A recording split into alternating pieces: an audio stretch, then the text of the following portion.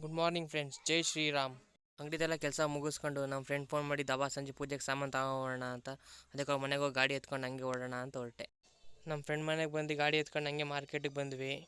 ಗಾಡಿ ಪಾರ್ಕಿಂಗ್ ಹಾಕ್ಬಿಟ್ಟು ಸ್ವಲ್ಪ ಮುಂದಕ್ಕೆ ಬಂದ್ವಿ. ಅಲ್ಲಿ ಚಾಮುಂಡೇಶ್ವರಿ ಪೂಜೆ ನಡೀತಿತ್ತು. ಅದು ನೋಡ್ಕೊಂಡು ಕೈ ಮುಕ್ಕೊಂಡು ದೇವರಿಗೆ ಹೂ ತಗೊಬರೋಣ ಅಂತ ಮಾಡೋಳಗೆ ಹೊರಟ್ವಿ.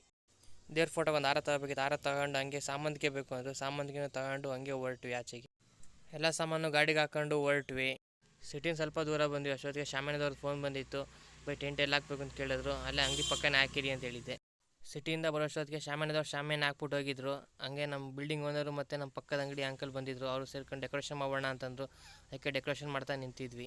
2000 years later. ಫೈನಲಿ ಡೆಕೋರೇಷನ್ ಮುಗೀತು. ಸ್ವಲ್ಪ ಹೊತ್ತಲ್ಲೇ ಭಟ್ರು ಬಂದು ಪೂಜೆನ ಸ್ಟಾರ್ಟ್ ಮಾಡಿದ್ರು. ಜನರು ತುಂಬ ಜನ ಬಂದಿದ್ರು ಪೂಜೆಗೆ. 2 hours later. ಪೂಜೆ ಮುಗಿಸ್ಕೊಂಡು ಪ್ರಸಾದ ಕೊಡೋದಿತ್ತಲ್ಲ, ಪ್ರಸಾದ ಕೊಟ್ಟಾಗಿತ್ತು. ಹಂಗೆ ಅಂಗಡಿ ಬಾಗ್ಲಾಕ ಟೈಮ್ ಆಗಿತ್ತು. ಬಾಗ್ಲಾಕ್ಬಿಟ್ಟು ಮನೆಗೆ ಹೊರಡ್ತಾ ಇದ್ದೆ. ಎಲ್ಲ ಒಳಗೆ ಎತ್ತಿಟ್ಟು ಬಾಗ್ಲಾಕ್ಬಿಟ್ಟು ಮನೆಗೆ ಹೊರಟಿದ್ದೆ ಗಾಡಿ ಎತ್ಕೊಂಡು. Thank you watching this.